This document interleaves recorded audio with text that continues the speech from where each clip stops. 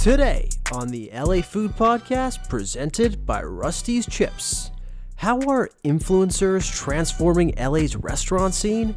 What does a legendary San Bernardino restaurant have to do with political polarization? And why did one little Tokyo mochi manufacturer inspire a long-form feature in the New York Times? Father Saul is with us to discuss all of the above, beginning with a deep dive into Eater LA's 4-story package on the dreaded I word. Influencers, of course. Are they adding something valuable to the overall conversation, or are they scammers that everybody from restaurants to consumers should be wary of? As always, we have the definitive, unquestionable, and unchallengeable answers. Get excited, because this conversation is Lox Level 9.9. In part 2, I caught up with the iconic Dominick DiBartolomeo at the cheese store of Beverly Hills. While the cheese store has been in business since the 60s, the latest iteration on Santa Monica Blvd is making waves that have the LA culinary nerds abuzz with excitement. Dom and I talk all things cheese and sandwiches. We learn what his favorite cheeses are right now, and critically, which cheese he would eat if he could only pick one to consume for the rest of his life. He tells us the crazy lengths he goes to source the incredible product he gets, and how he goes about forging relationships with LA's best chefs. Talking to Dominick felt like talking to a long-lost relative, and that's not just because we're both Italian. He's a true gem of a human being, and I can't wait for you to breathe this conversation. Hear this conversation. As always, please consider leaving us a rating or a review wherever you listen to podcasts. I'm your host, Lucas Servodio, and without further ado, let's go Dodgers, and let's chow down.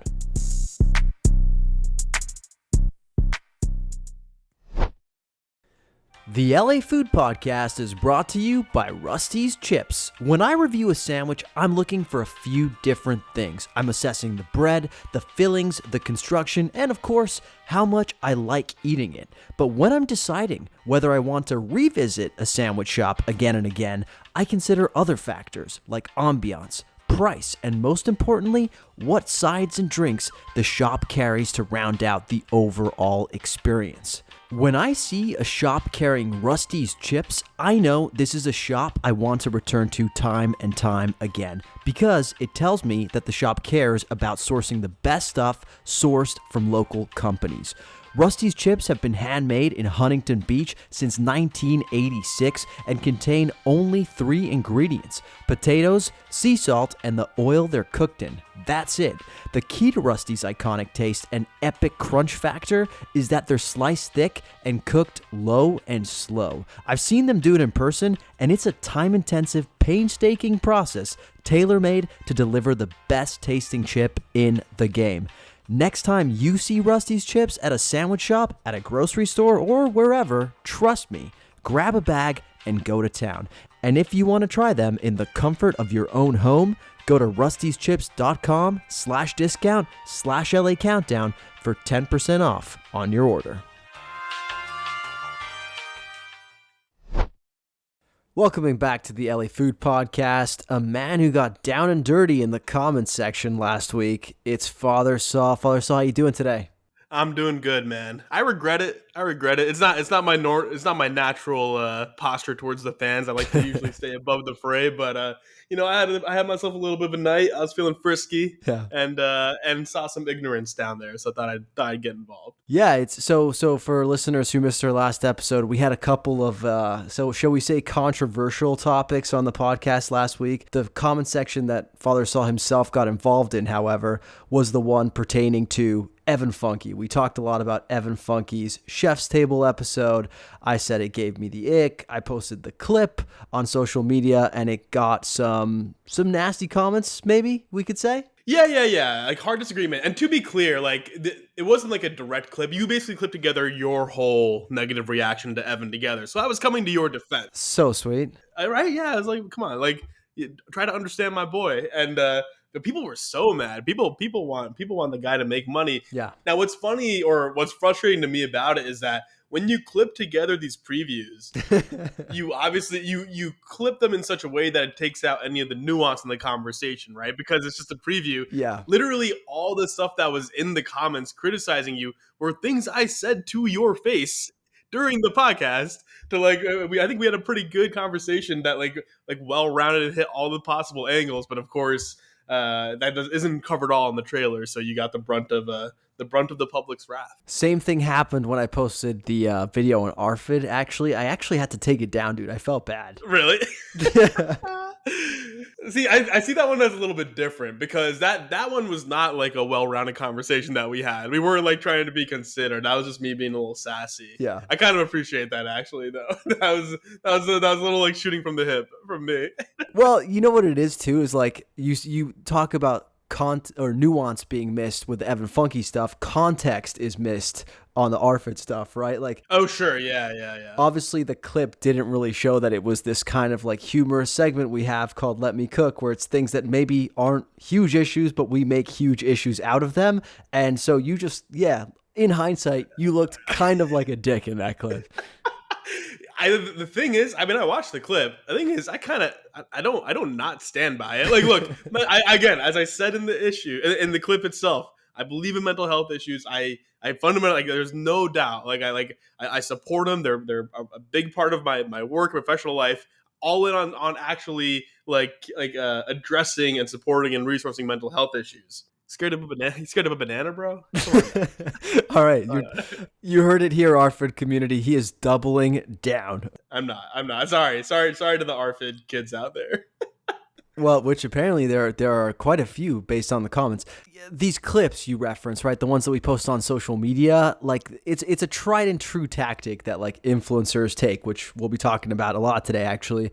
And that is called rage baiting. For people at home that don't know what that is, it's basically when you post something that you know is going to elicit a strong reaction so that you can sort of like spur engagement in the comments, people sharing, maybe like, ill-informed takes or just kind of controversial takes, especially in the Evan Funky case. And it's a pretty good tactic at driving engagement, as many have found, That said, it doesn't always feel really good to do. Is it time for us to stop rage baiting with our clips? What do you mean us and our clips?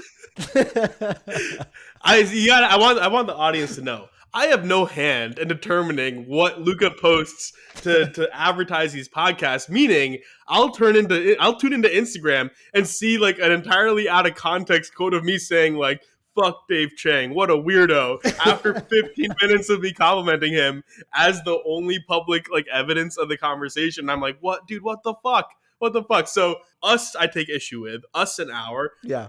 You, I would say, no, we need to be more selective with it. I think there's an uncleanliness to engagement driven by rage bait, right? I think and it also sells us short. It sells us short, dude, because it makes us seem like, particularly in the Evan Funky case, right, that we haven't had like a thoughtful conversation. It sounds like we're having an ignorant conversation. Yeah. And I think that sells the podcast short, even though in terms of pure algorithmic, engagement, it's doing well. I don't think that trade-off is worth it. So yes, I think there's a strategic tweak that you can make here.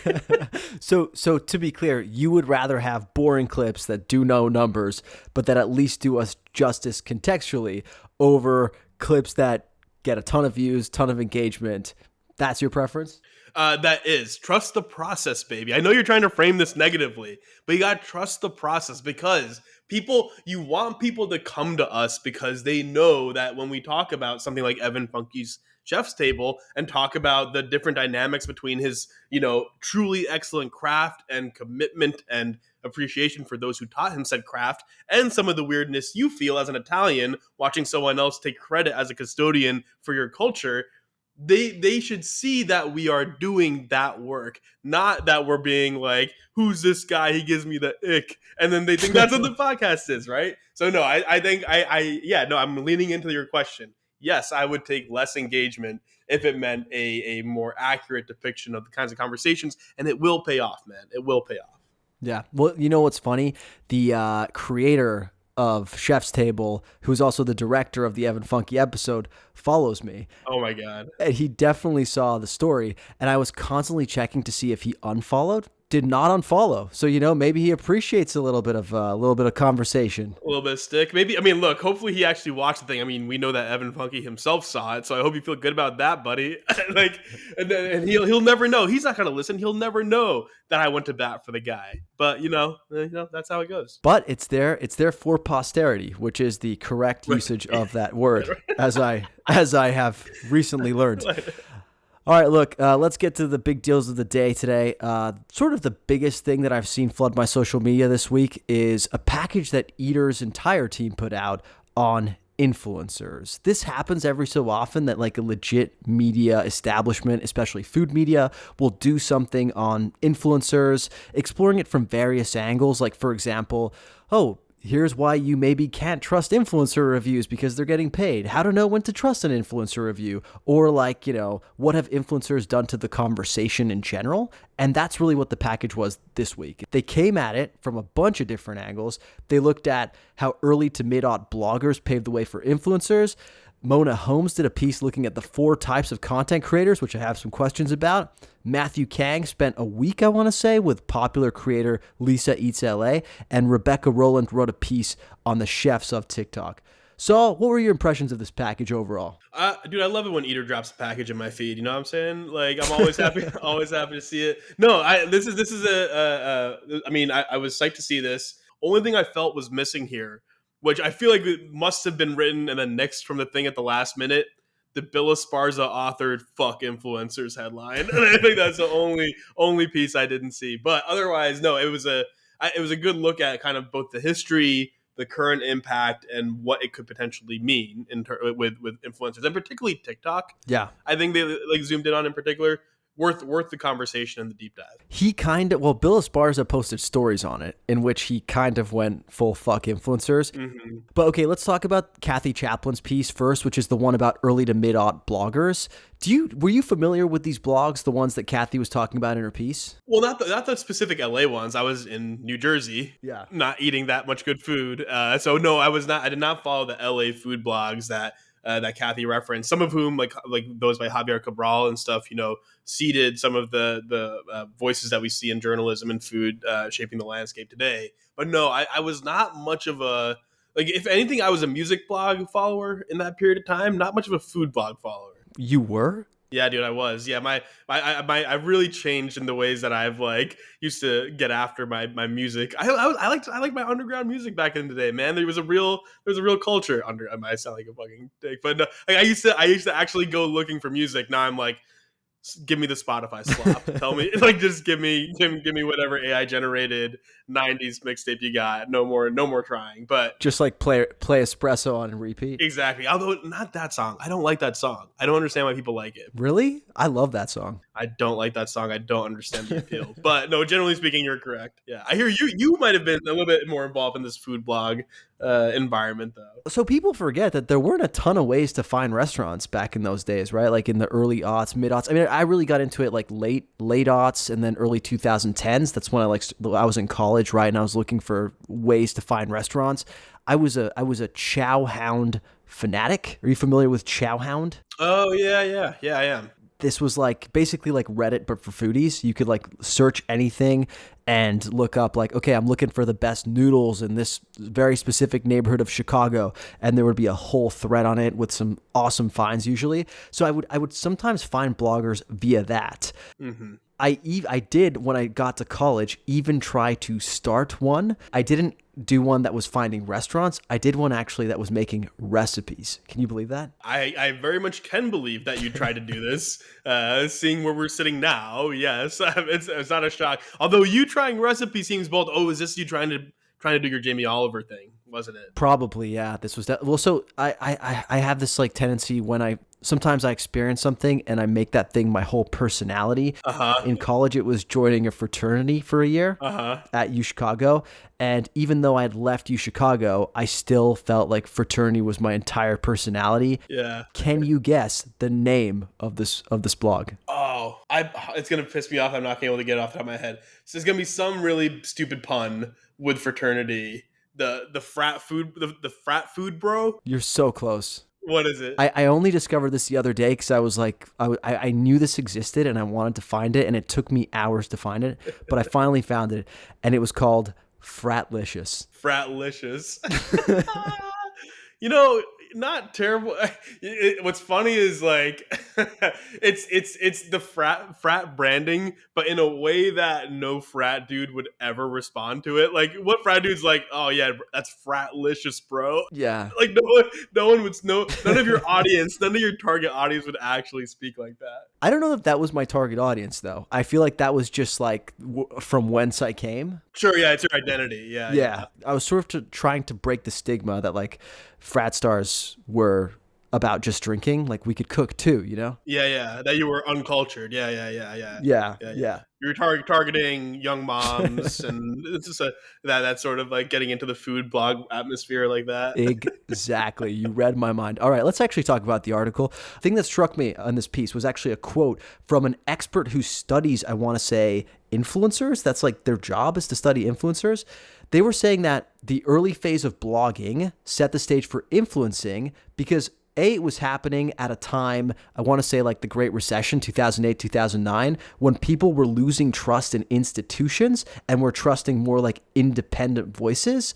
And basically there was the rise of this entire like genre of people in what she calls the in-between space, aka they're not people we know personally, but they are people that are also not traditional experts, but you know, they're people we have some sort of an affinity for. That's basically a parasocial relationship, right? Well, I don't know. I think a parasocial relationship can be with like a much bigger celebrity. You don't need that in-between phase necessarily. Fair enough. Like you and Dax Shepard. Me and Dax, dude, no. Me and John Mulaney, maybe. Not me and Dax Shepard. not that guy. But no, but the right idea, right? Like, so I don't know if I would call it the like parasocial relationship, but what it's speaking to is that like I think it's a really interesting observation, right? That like you get brought along with a voice that isn't as detached or like seemingly high authority as like a critic, like is closer to you, but they're like a friend who knows more, who knows a little bit more. So yeah, sure, parasocial in that respect, but maybe not the genesis of the concept.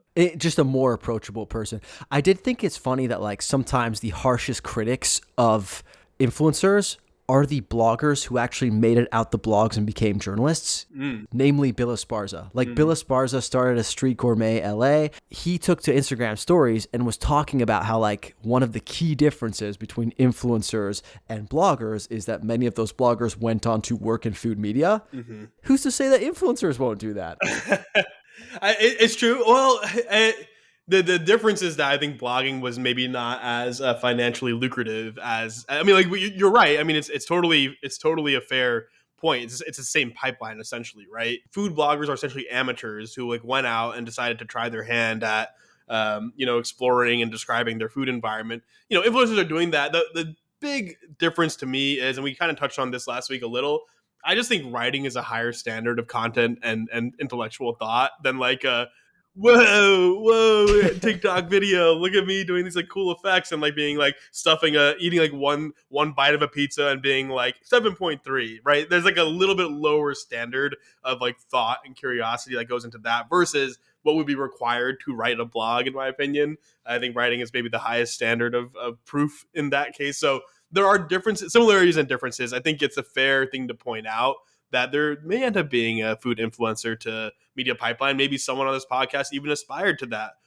at some earlier point. But I see the fundamental difference between the two, though. He does say like not all food bloggers made it. Obviously, I'm sure there were some food bloggers who were the like rolled the eyes to the back of the head in orgasmic fashion equivalent of influencers. You know what I mean? Just sort of like, there are probably some bad bloggers out there who were just like, hey, here's a picture of this toast. It was shit. And that was their entire blog, right? There's just a spectrum, I think, of influencers, which I think some of these pieces explore really nicely. However, before we get there, I did want to give a quick shout out to friend of the pod, Jessie Eats, who got quite a big profile in this piece. Oh yeah, did she? I'm gonna be honest, I did not read the whole thing.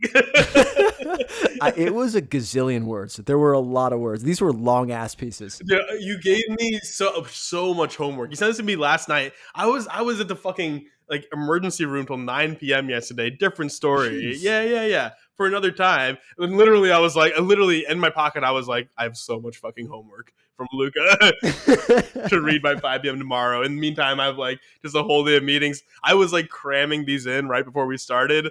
So no, Jesse Eats, shout out to you. One of our favorites, obviously. I can't wait to read your profile right after this podcast. No, she's pretty much like universally held up as like someone who does it right. Yeah. Right. Who like does it the correct way. So I'm really glad that she got her shine. And she's been doing it for a long time too. So it's really cool to see. So speaking on those categories of influencer, Mona Holmes did a piece looking at the 4 types of content creators, and she broke it down this way.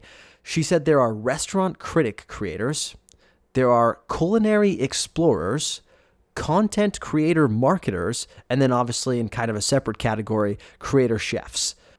Knowing that you didn't really read these pieces, this is probably an impossible question to answer, but I didn't fully understand the difference between the 3 non-chef categories. So I did, because I saw this question from you in the agenda, I did go in and deep dive, and I will admit it took me a couple rereads to, I think, get it. But essentially, so the content creator chefs are one category.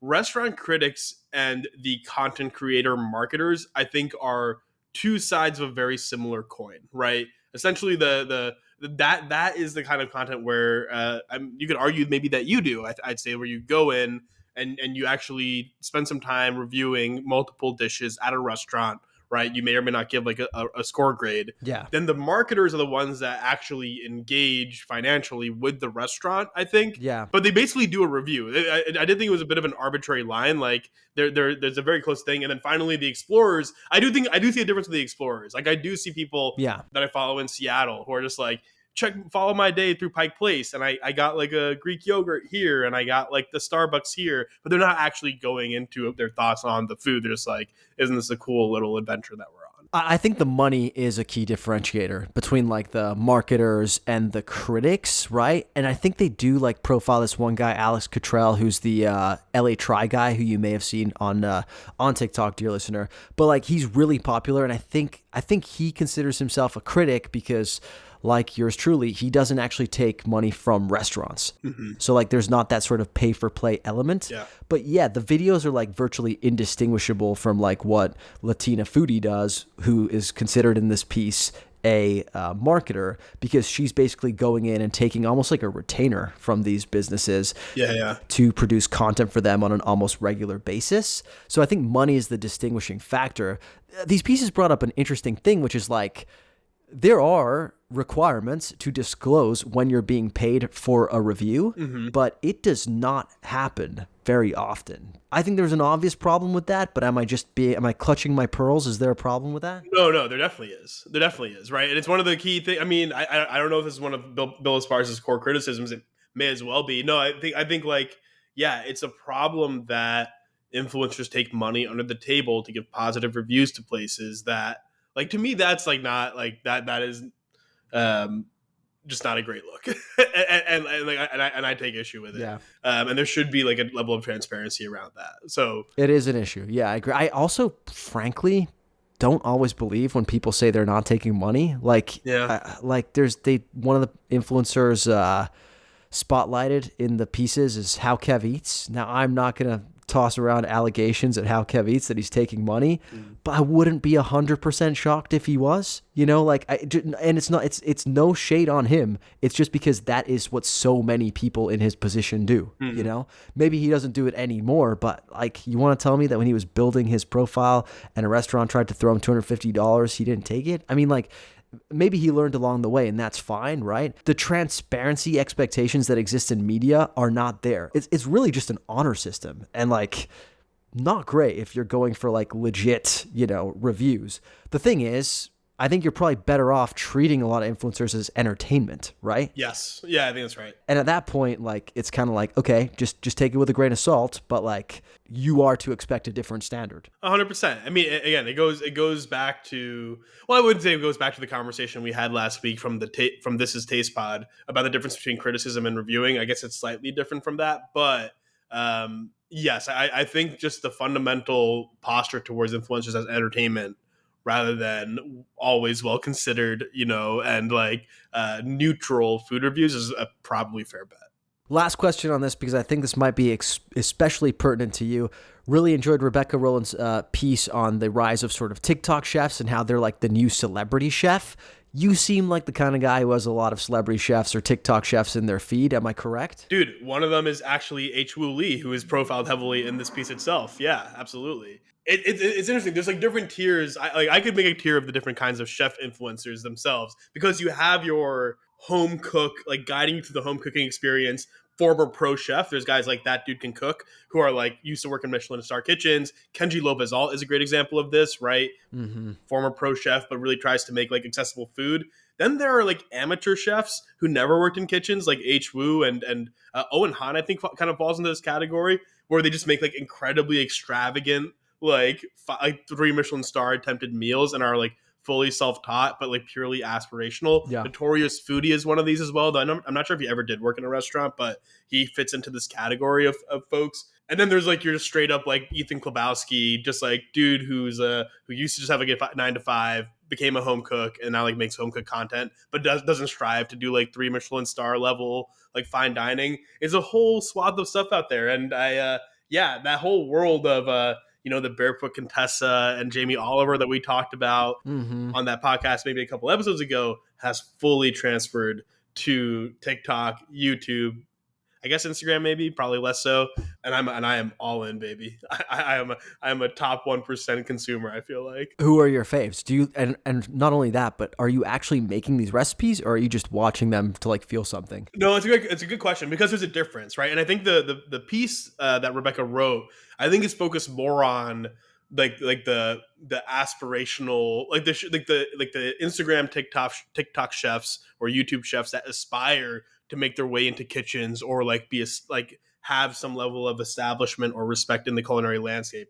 Those guys you watch just for me, in my case, I don't watch their recipes to like mimic them at home, because they are like, it's like Wagyu beef and like duck, like dry aged duck and like breast and all that. For me, that's pure like cool background noise. But the guys like Ethan Klobowski, who I would highly recommend, white boy, makes Pakistani food. He teaches chicken nihari and chicken karai and keema mutter on his channel, speaking my language, man. And you're gonna let that shit fly?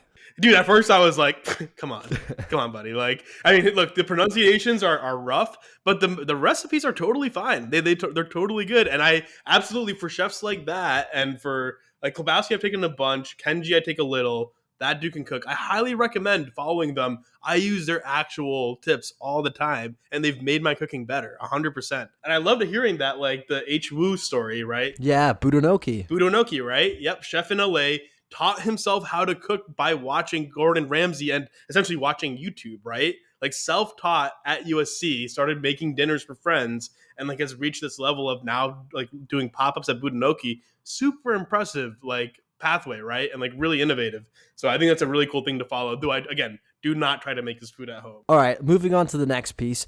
A couple pieces that sort of both struck the same chord for me. One was by Gustavo Arellano in the LA Times. He used the Mitla Cafe in San Bernardino, which is, I don't know if you know this, but it's the predecessor to Taco Bell, actually, and or the restaurant that inspired Taco Bell, I should say. And he used it to tell a broader story of sort of like the really fraught and divisive and dicey political landscape that's happening in San Bernardino, especially around the election. And then in a similar vein, Megan McCarran, who's, I believe, also written for Eater, actually wrote for the New York Times a story on Fugetsu dough, which is a mochi manufacturer in Little Tokyo, to tell the story of the neighborhood and how it's changed and all the challenges that have faced sort of like the Japanese and Japanese American communities in the century plus that Fugetsu dough has been operating in Little Tokyo. I think it's obvious, but it might not be obvious to everybody. What value do you think there is in telling these broader stories via the lens of restaurants? Ooh, well, I don't know if I would call that obvious, but what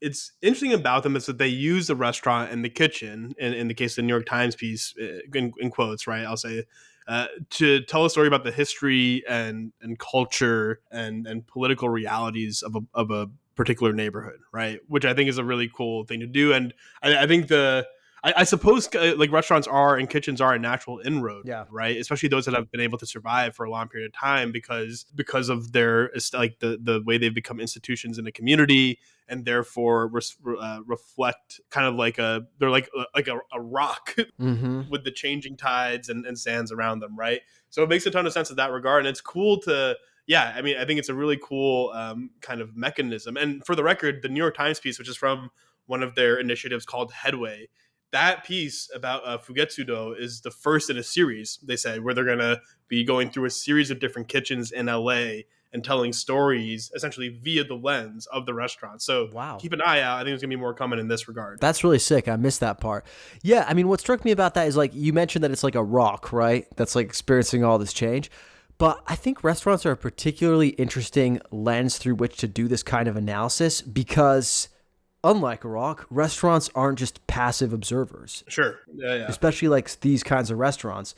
Like restaurants that become mainstays in their community and deeply involved in them, they become like active participants in shaping the direction of an entire neighborhood for literally decades. Like, and I think that was what was really cool to see about the Fugetsu Do one. Like, how entrenched they were in like a bunch of different decisions that took Little Tokyo in some pretty interesting like direction. For example, they were involved in like community safety initiatives that helped like clean up the neighborhood at one point in time. They were involved in like preserving certain buildings for a while that ultimately ended up, being replaced by newer, shinier buildings. But like their active participation helped shape Little Tokyo into what it is. And I think that like restaurants and small businesses bring a really unique perspective to that shaping that if left to their own devices, I'm not sure city council people do. Like, for example, the Gustavo Arellano piece talked about how like in San Bernardino, the city council people were really proud about bringing chain restaurants to San Bernardino. Mm-hmm. And the owners of Mitla Cafe were like, I don't want this shit. I don't want to go to like BJ's Brew House and get myself a Pizookie. I want some like locally made smash burgers, which is where they were dining with Gustavo, right? That's what I feel happens when you leave it to like the bare interests of just like politicians. They're just seeing dollar signs. They're seeing developers. They're seeing all these things, right? You need those active voices. You need good business owners. Mm-hmm. And like that to me is what's so tragic about the current economic environments is I don't feel like we're fostering space for business owners like this to get involved. Does that make sense? Well, it does. Everything you just said makes sense. And I love the point. And a key idea that it gave me or that it reminded me of is that for so many immigrant communities, right, or lower income communities, restaurants are one of the businesses I think allows them to build a foothold, right? Like you see whether it's Little Tokyo, any number of like little Bangladesh, right? Like you have families come in, and one of the industries that they often get into is the food industry. And what's interesting is that those are the same communities that often fail to know how to or feel the ability to leverage their civic voice, right? Yeah. To participate civically, right? And the process of becoming a small business owner gives you a foothold, makes you a stakeholder, gives you a feeling of power, and it reminds that like just as I when I talk to people around this time of year, right? I think civic participation, people often limit narrowly to just the idea of voting, right? Yeah. Right, and that's it. Certainly, it's one of the key acts, like the fundamental act of civic participation, is voting. But supporting small business, right, and getting and giving pathways to people, elevating people so that their voice matters and they have a foothold in their community through which they can make their needs known is a huge portion. The market side, the market and civics are not distinct, right? Mm-hmm. They have there's an intersection of interest, and I appreciate you pointing that out. Yeah, I mean, and beyond that, like I don't know, we still see it in terms of to your point of like, are we creating space today? Look, I think the space still exists, right? Like it's almost like a good reminder that like, hey, if you, like, you are a stakeholder as a restaurant owner, Yeah. you can leverage your voice. We see it with Langers, right? Yeah. With Langers talking about MacArthur Park. Langers is like the fucking who's the South Carolina congressperson that like calls the elections pretty much, like when he like sways in a direction the people. This is a horrible. I do not know. I really? Don't know. You don't know? Oh my god! I mean, you might remind me, but I can't think of who you're referring to off the top of your head. Yeah, the name will come to me. But yeah, I mean, like, yeah, Langers is an outsized example. Like, they have huge influence, but I feel like sometimes restaurants feel like things are happening to them, you know? And like, that's certainly true. Like, legislators are imposing things on you and like sticking you with taxes and all that good stuff. You as a business owner in your community, you have like an outsized voice, like compared to just like the regular Joe Schmoes showing up at City Hall. Like, if you're like, I'm bringing jobs to this neighborhood, I'm bringing an economy to this neighborhood, let alone if they're to like pull together as the restaurants in the neighborhood, that's a pretty strong coalition for like a local council person. No, absolutely it is, right? I do think there is something to be said. Like, there is a little bit of like within that, probably some kind of power balance, right? Like, there is a difference between being the Langers versus being the new coffee shop that just opened on the corner, right? Literally, that, you know, people will go to bat for you, right? Like, you know, you have a constituency as a restaurant, and so like there is like power that comes from that. Almost, you can imagine like a nonprofit interest group with like a thousand members versus like 100,000 members, right, or something like that. But still, yeah, I mean, I don't think this is lost on restaurant owners necessarily. It's just really inspiring to see the stories told and the history contextualized as it is in these pieces. Yeah, I don't think it's lost on most restaurateurs either. I just think like some don't know where to get started. Mm-hmm. Some don't feel like they have the time or the resources to get started. And I feel like those are actually out there via places like the Independent Hospitality Coalition, right? Resources in terms of what to do and whatnot. Sometimes it's just about like educating folks about like their potential to like be part of the conversation. I mean, you bring up the immigrant voices, like, yeah, chances are they don't know how to get involved, but like they do have the ability to, and they would have a voice, a strong voice, if they chose to do it. One of the other things I thought was interesting in the Gustavo piece, especially, was he was talking about how the owners posted a picture of like Gavin Newsom or something, almost as a thank you, because Gavin Newsom helped like clean up a dirt mound next to their restaurant or something. And that like pissed off a bunch of their patrons who like basically said, we're never coming back to your restaurant again. Things are really divided out there. If like you could like let go of your favorite burrito like for like decades just because they posted a picture of like Gavin Newsom doing some very basic shit. Sad times we live in. Maybe the scariest story of political division I've heard, honestly. I don't know, man. You'd have to do a lot more than that to get me to ditch a burrito, okay? Well, those were excellent stories. Going to put them in the show notes. Highly recommend reading them. Last story I wanted to touch on, kind of in jest, but not really, because this did kind of get me, okay? LAist friend of the pod, LAist Gab Chabran, featured a woman who has tried nearly, and I quote, nearly 40 breakfast burritos to find the best in Los Angeles. So, is it impressive to eat 40 of something in over a year? I'm just asking. I think so. Not everything's about you, Bo. No, it is. I know you going out and eating your 100 of whatever. It's got to cut deep. It's got to cut deep to see the others celebrate. All this does to me is it makes me pissed off that I could have gotten attention by doing a smaller number. This is why you were waffling on the 100 number that one time. I haven't forgotten that yet. You're saying you're going to step back on the countdown. 100 might be too much. It's so much that I think people can't even fathom it. Like, it's hard to even like. It's too many. Like, what is eating 100 pizzas in a year? That's like crazy. Whereas if you say I ate 40 pizzas, it's like, okay, or 50. 50 pizzas. It's like, okay, you're like a person. Like, I can I guess track that. 100 is like. Doesn't even mean anything anymore. It's like when you say like someone's 100 billionaire, it doesn't even mean anything, that amount of money. I mean, you say that, but yeah, I got shit last year because somebody was like, wait, you're eating 100 sandwiches? That just means like you're going out to lunch twice a week? Yeah, that was so funny. I was like, yeah, and it's hard work, okay? Dude, honestly, I mean, we've seen another story like this before from LAist, I think. And I think it was like the burgers. 40. Yeah, the burgers. Yeah, I was like, I think I've eaten that many burgers like accidentally. Like, it ain't special. Yeah. No, look, I will say the person in question is like creating a spreadsheet and keeping tabs of the breakfast burritos and has come up with a rating system. So kudos to her. So that's all key. That is all key, by the way. Yeah, the bookkeeping is actually what is the true value. Yeah, and it becomes a resource for the community. So you know what? Kudos to you. When you get to 100, we'll talk. Okay. I will say it almost felt like a little bit of a challenge. Like, should I go out and do breakfast burritos next year? I mean, they've been on the list before. Yeah. I know they've been like on in conversation. So we'll see what the people decide. Yep, fair enough. Leave it to the people. Okay, you ready for a quick round of Chef's Kiss or Big Miss? Let's do it. Okay, this is a fun one. A Doritos-themed restaurant opens at Crypto.com Arena, the home of only the Lakers now in the NBA. Saul, is this a Chef's Kiss or a Big Miss? Dude, this is sad. This is like a sad attempt to kind of like keep up with the noise that Intuit Dome is making across the city. The big new big brother in town or whatever. I don't know. That's not what you want to call it. Yeah. That's not what you want to call it. Big brother. Yeah, that has different connotations. Yeah, I mean, based on some of the features of the stadium, might not be inaccurate. Just gonna say.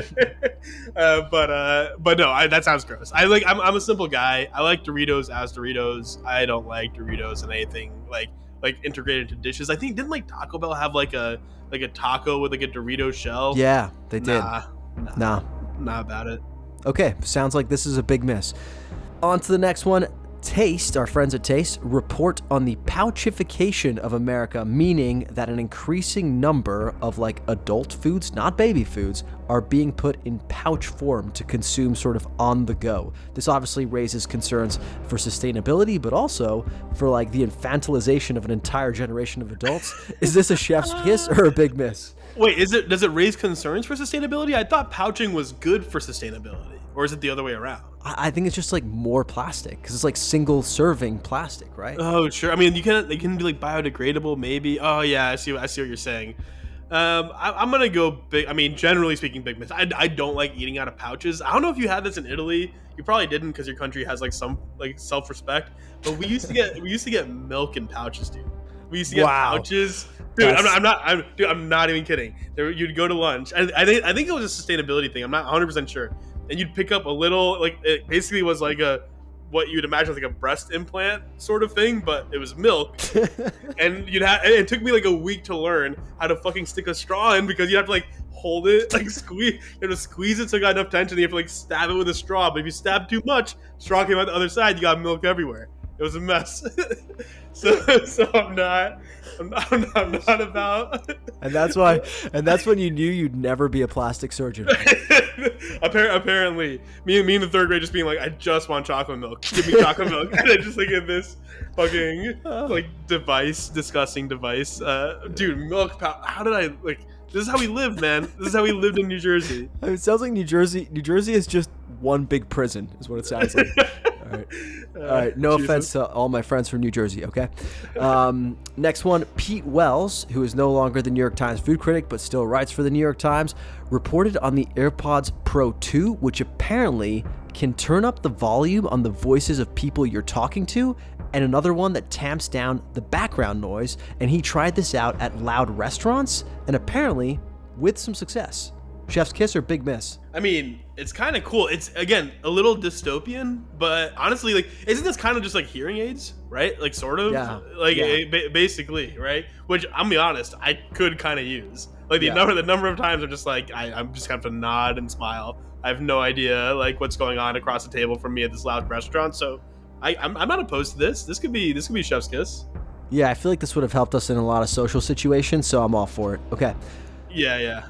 Last one I have for you. Candidate for President Donald Trump held a photo op at a McDonald's to show solidarity with the working class, I guess.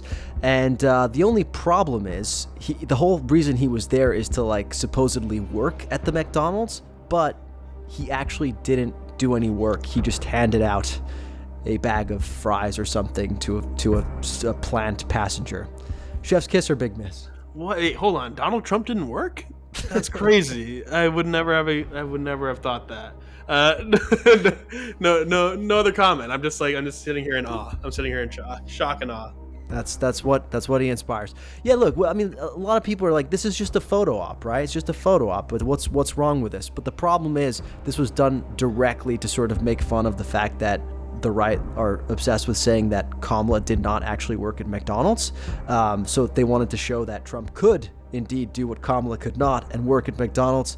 Turns out, just couldn't cut it. This is all very dumb. But vaguely food related, so there you go. All right, I've got a Let Me Cook, which should be slightly less offensive than yours. Please go ahead, man. This one's all you. All right. We talked about it a little bit with influencers and the sort of like pay-for-play nature for influencers. However, there is a little bit of a damned if you do, damned if you don't situation, because I was recently approached by a large company that we have talked about on this podcast before that are a delivery app, right? Oh, I was praying for Trader Joe's. Damn it. Okay. No, it is not. It is not Trader Joe's. It is a delivery app, though. Now, I've never expressed any problems with delivery apps, right? You have, though. You have talked negatively about delivery apps. Mm-hmm. We've also talked about how they're not always the greatest deal for restaurants, and that can pose some problems, right?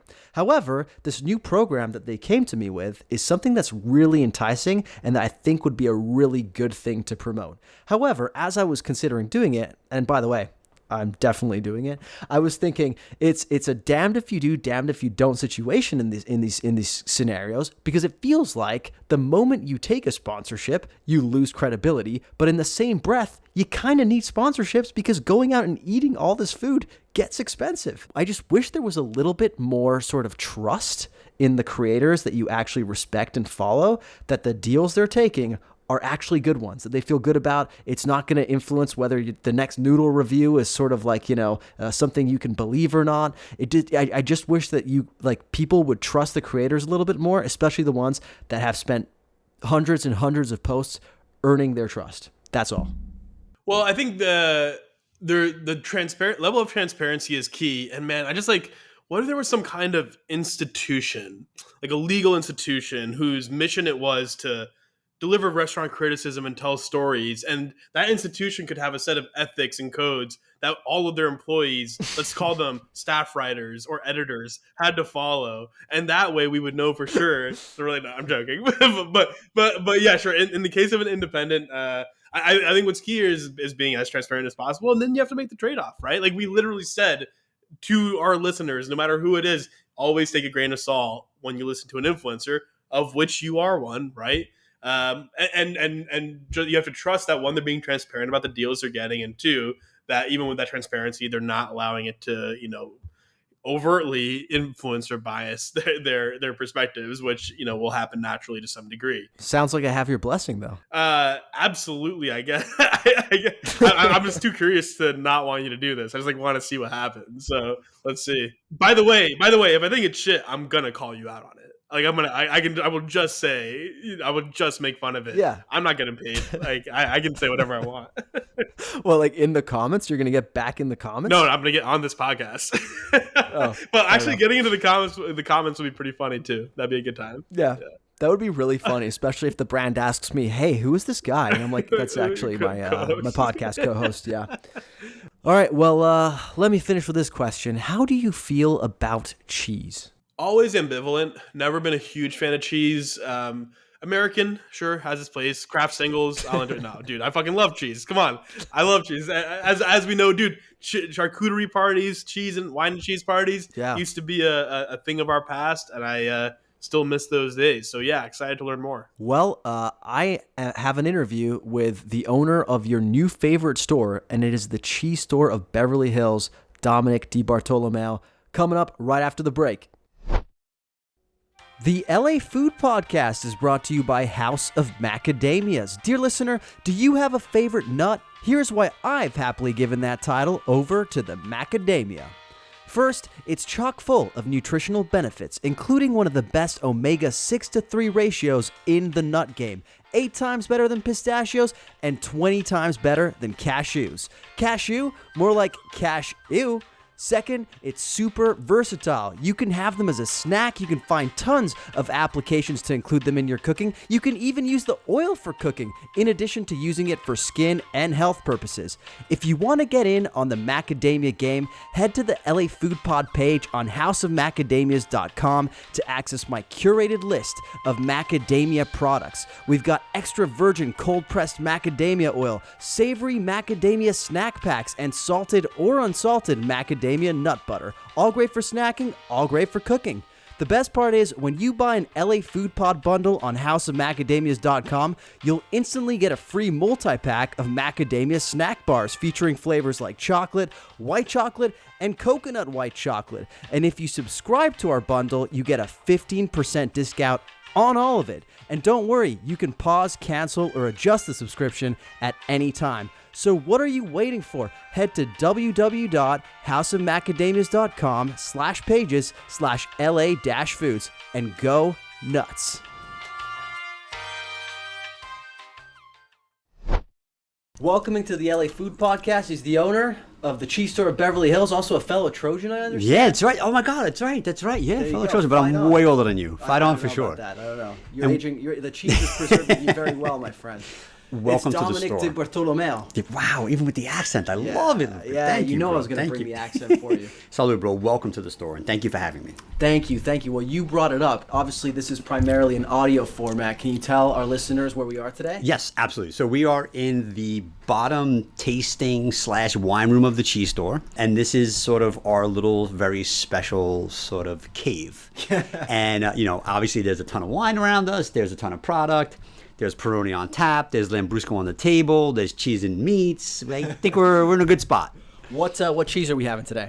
Wow, great question. Oh, so this is the Appenzeller. This is the young Appenzeller paired with a little bit of our Coppa that we import right from Italy. Wow. Okay, we're going to get into all the importing questions. Sure. I understand that there are some kind of crazy mechanisms you employ to make sure you're getting the best things, but we're going to get there. I did want to spend a little bit of more time talking about this location because it's pretty new, right? Only opened last year? Yeah, so it's kind of interesting. So the location, we've been, I'd say now just like a year and maybe 3 months, about 15 months in this spot. We were on Beverly Drive since 1967. Wow. And I started working at the store about 20-something years ago. And then from there, we decided the way things were going, like, you know what, like, we're going to do a full-on build-out. Because initially, actually, I mean, we're going down this road right now, like, we're just talking. Yeah. Okay. We're already on it? We're on it. Yeah, let's just keep going. Okay, cool. No, so, I started working at the cheese store like 20-something years ago. I kind of saw this store from the beginning, and I was like, man, like, I would love to just go in there. Like, I always wanted to like create my own product line, but I didn't have a product line, didn't have a place to sell it, didn't know anything about it. So I started working at the store, and I built this little product line and started doing farmers markets, because like at the time, like, farmers markets were, I would say, like the lowest entry barrier of actually starting your own business. Yeah. So early aughts. What are we talking? This is probably like 2005 or 6 or something along those lines. I mean, it was a while ago, right? So basically, I was like, I really want to start my own business. I want to do something in the food business, because that was like my true passion. I went to SC, and I was like, I was like pre-med, and it just wasn't. I wasn't excited. And there was a point in my life where I actually wanted to be a doctor. Uh-huh. And then I kind of just, I don't know, it wasn't like my true passion. But growing up in an Italian family, you're Luca, right? Luca's Italian. We Italian. We're Italian. We're full. But what's your last name? Servudeo. Oh, God, with the accent. He's crushing the accent right now. I love it. I actually have family in the Bronx and upstate New York. Be careful. As well. What do you mean? The Bronx. Yeah, my wife's from the Bronx. Okay, be careful. A lot of hotheads. Oh, really? Yeah. Well, Just kidding. It sounds like you've met my family. Oh, I love it, bro. I love it. No, so anyway, I'm sorry. I'm horrible. I go off on too many tangents. But anyway, went to SC, did the whole thing there, and then basically wound up going like trying to figure out like, how do I do something I really love? Because you made the mistake like I did of going into PR. Yeah. Oh wow, Luca, you did some background research. I gotta take notes from you for my podcast. I'm not gonna come in here unprepared, my friend. Oh, I love it. Yeah. Worked in PR, horrible job. I'm brutally honest, and that didn't fly. Yeah. Well, not everybody's cut out for it, right? I mean, right. What type of PR were you doing? It was like celebrity PR, so like a lot of actors and actresses and like people in the entertainment industry. Yeah. So it was. I always say like it was the best job I ever had because it made me realize what I didn't want to do and what I wasn't good at. It's important. Right. Yeah. I think so. Right. Like everyone thinks like they're gonna land that perfect job and like it's gonna be amazing. But like the fact that I learned what I didn't want to do, it's interesting because now that we were talking about it, like I worked at that job so like 7 days a week. I could put everything I had into it, but then I started working at Bristol Farms on the weekends because the company was closing, and I got a little taste of what a specialty food store was because that was my rendition of a specialty food store. And your family's from New York, like everywhere you go in New York City, there's like a new, like there's a bakery, there's like a deli, like everyone's specialized. And when I saw Bristol Farms, I was like, oh wow, like that's really cool because I knew that they had elevated product. Yeah. And that like attracted me to them. So I worked at the butcher shop there on the weekends. That's how I learned how to, it's not real butchery, but that's where I learned to like kind of carve out a couple things. You first dipped your toes into I dipped my toes in food. Yeah. And then it was my college girlfriend at the time was like, hey, like she was working at a store down the block from the cheese store. And she was like, you should go check this place out. And as soon as I walked into the store, I was like, oh my God, like what attracted me was, first of all, like, there was product everywhere, and there was some products I've never seen before. But then on top of that, it was like, wow, like this is what they do. Like they do cheese. Yeah. It was so cool. I was like, oh my God, like how do I? And I just remember like, hold on, go ahead. No, the focus on one product is yeah, like there was like one genre, and it was like, and they did it like at the highest level, and you walk in and it was crowded from the second from morning till night, and then I was like, oh my God, like I gotta get a job here. Yeah. How did you do it? Did you like go up and just like beg or? So primarily. It's interesting too because this is how long ago it was. Like there was no cell phones. I was calling a landline. I was and like there was no call waiting. So as you could imagine, getting through and then finally trying to talk to somebody. And I was like, you know what, like I'm just gonna go in. And I went in. I put a suit on. To get a job at the cheese store. Well, I was like, I don't know, like, should I probably look presentable and do something nice? So, like, I got like my cousin's hand-me-down suit from my other cousin. So, like, threw that on, went in, and I remember literally like talking to Norbert and Tony. Yeah. And I was like, guys, like, you guys hiring? Like, well, we have this guy who's leaving soon to go open his own cheese store. And he's going to be leaving in like a month. So I like literally just stayed on top of it. And then it's interesting too. It's Chris Pollan, who actually passed away, but he opened the cheese store Silver Lake. Oh, no way. Yeah. So I actually took his job at the cheese store of Beverly Hills because he went on to open the cheese store Silver Lake. And at that time when I was working at the cheese store, I was like very early on, I introduced the sun-dried tomatoes and the stuffed peppers, and Chris at the cheese store Silver Lake became my first wholesale customer. No way. Yeah. Wow, that really That's how I started the business. That's amazing. So it was interesting. You got to start somewhere. And so this was back in the day when you could lie on resumes. Did you have to? Yeah, 1,000%. Bro, yeah. How could you not? Yeah, heart surgeon, sure. Rocket scientist, absolutely. Yeah, no. Sounds like that's what they needed here at the cheese store totally did. I checked all the boxes.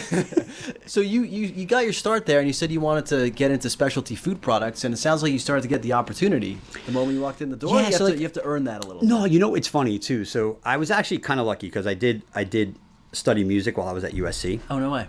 It was interesting because as soon as I walked in the store, my first day of work, okay, so I showed up. I wasn't wearing a suit anymore. I think I was still in college. I might have been in a college shirt. But if you know Norbert, like, he's like the most lax, like, chill kind of guy. But he's like super smart and amazing with people. Yeah. Right? So as soon as like my first day happened, I was like, man, like this guy's not even like, he's not even looking in my direction. Like, I don't know where to go. I don't even know anything about cheese. Like I know Parmesan and Pecorino and that was it, right? Like that's all my family, like, so it was funny, but I remember like really vividly, like looking over like, dude, like, should I like go say something to him? Like he hasn't looked at me all day. And I was like, does he know I work here? Yeah. Like, does he know like I'm like the new guy? And it was funny because I remember thinking like, should I just leave now or should I stay? And I was like, no, I'm going to stay. I'm going to see this through. Like, we're going to do it.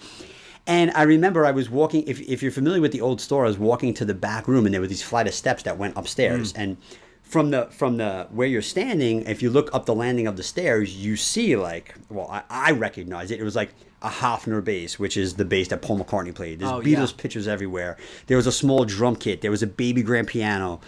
And I was like, oh, wow, like I think this guy plays music. So I went over to him and I was like, hey, man, I was like, it's really nice to meet you. And of course I introduced myself during the day, but I was like, hey, do you play music? He's like, yeah.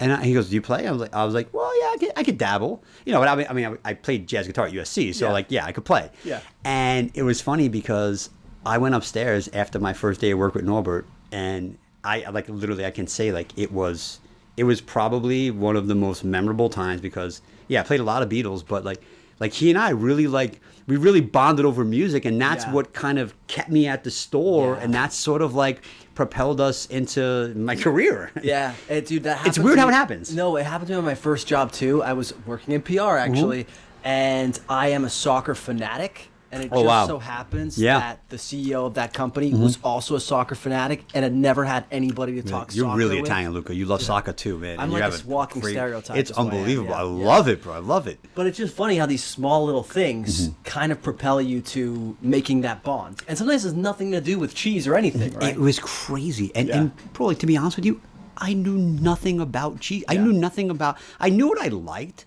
But I really didn't know anything about cheese. I knew nothing about I remember oh my God, the first customer that came in the store that I helped with truffles was Steve Martin. No way. And I was looking for a piece of chocolate.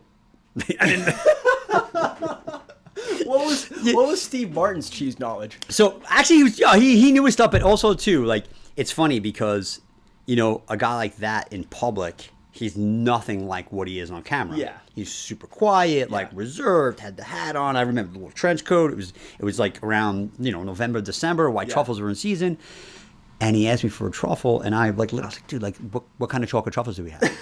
And I come over with this little box, and he started laughing. And I was like, I'm sorry, man. It's my first day. I'm learning what a truffle is, and you're Steve Martin, which doesn't help the case, And it was just it was pretty cool, man. He probably thought you were doing a bit. Yeah. Little did you know, I had no idea what I was doing, but yeah. Wait, so how did you? Okay, so I was gonna say the cheese store is a place renowned for its variety of cheeses, dedication, fanatical dedication to sourcing. It feels like a knowledge of cheese is sort of baseline in order to succeed. How did you get your education up? Yeah. So honestly, Norbert's one of the best teachers. Yeah. And I really learned by watching him. Yeah. And there was a time where he literally said, because we had this little wrap where you basically wrap in saran wrap. I've never seen it before, and any chef that comes into the store, they're blown away by this. It's a saran wrap thing, but you wrap everything in it, and we had these shelves, so we were so busy that the cheeses would just stack up, and my job was to wrap the cheese, and he's listen, every cheese that you wrap, just give it a little taste, and remember it, and pick 5 that you like. And when you're ready to help a customer, and I kind of jumped right in anyway. I enjoy helping people. I enjoy the customer service aspect of the business and stuff. That gets me really excited. Yeah, it's clear. So I literally was just tasting cheeses, and I picked 5 that I like. And then after those 5, I picked another 5. And I always had this repertoire. And then little by little, it was really cool because the cheese store, what's so beautiful about it is not only do you get a lot of these new customers, but you get a lot of these old school customers that have been coming since the store opened. Yeah. So they would come in, and I was the new guy, but not really. But now, little by little, I just sort of built this really cool following of. Yeah. And I, the one thing I could say is I know what I like, and I also, there's no rules when you taste food, so it's you should just enjoy it. So that's how I kind of built a little bit of a reputation at the store of just being the cheese guy. Well, that in and of itself is a philosophy, though, right? You say there's no rules, but there's plenty of people out there who are there's fucking rules, bro. They're gourmet bullies. Yeah. Yeah, we stay away. No. But it sounds like you kind of were okay, I like this, let's lean into this. What did you find you had a taste for? Yeah, so I one thing I learned, there was a lot of cheeses here that I've never ever even seen before, because look, I'm from New York, but I'm from Staten Island, and Staten Island, it's all Italian cheeses and the Italian deli, and if you get a smoked provolone, it's exotic. Yeah. But it's funny, but it's interesting too, because the variety that the cheese store has, you don't really see in a lot of places. So I really had this affinity for sheep's milk cheeses from the French Basque, and there's certain cheeses some of the pecorinos from Italy, and then you start tasting what we're having now, the Appenzeller from Switzerland. Fantastic, by the way. Thank you, bro. Thank you. I grew up in Switzerland, so this tastes like home. Who are you? Full head of hair. He's tall. Grew up in Switzerland. Yeah, I can't compete with that, bro. Tall, I don't know. Yeah, short Italian guy from Staten Island. Yeah, he taller than me. But no, it's interesting because you just, the more you sort of start to taste, you start to learn a little bit about it. And then, it's just like anything. I just feel food is such a celebration. Food is very celebratory, right? So if I want to have Lambrusco with a blue cheese, don't tell me I can't. Like, it's what I enjoy, you know? So, and I don't like to put rules around that. And I feel like, you know, especially when you come into the cheese store, it could be very overwhelming. There's like 500, 600, 700 different cheeses. In a couple of weeks, there'll probably be close to 800 or 900. Wow. Right? So, like, you should come in and, like, you should taste. And that was the one thing, too, with Norbert that I learned really, really, really kind of from the onset was you come in, you could taste almost anything. Mm-hmm. Like, there's no greater disappointment when you take something home or you order something from a restaurant, you bring it home, like, and it's missing something or they put something on it or you don't like it. Like, it's like a big disappointment. And I feel like, man, you could actually come here and taste something and know what you're buying, like taste it before you buy it. Like, so I kind of just learned in that direction. And for me, I love the sheep's milk cheeses from the Basque. Like, I love blue cheese because I grew up with it. Mm-hmm. But I mean, like, I kind of just love cheese in general. I mean, I love food in general. Yeah. So So it's really the experience of trying new stuff that is almost the most exciting part in some ways. I think so, man. I think, like, look, I mean, especially nowadays where, you know, I call a customer disservice. You know, like I feel like I want us to be in the other direction, and I want you to come in. I want you to be greeted with a warm smile, and I want you to have that cheese store experience because that experience, it's food, it's wine, it's everything that we sort of that everybody can relate to. Yeah. Well, I'll say I've been to the cheese store at this location probably a half a dozen times. Wow. Now, and I come for sandwiches. That's my thing, Well, right? thank you. And I've enjoyed many of your sandwiches. I've never seen you before. Like, but that's because I'm sure you're doing a million things. But that doesn't matter. That philosophy kind of like goes to all your staff. And when I come in here, I always feel so welcome. I feel really well taken care of. Like, people are trying to guide you in the right direction. Mm-hmm. There is a real, like, customer service, like, vibe in the air, for lack of a better term. So you're doing something right. Well, I love hearing that. It's interesting. So people are like, oh my God, you're not here. Like, I'm here. I'm in the building. I'm sure. I'm in the building. I didn't mean to say and that. No, because, you know, somebody's like, oh my God, like, he's not here anymore. Like, no. Like, I'm here. Yeah. I'm here when we're closed. You know what I mean? Like, and I'm here all day long. But, like,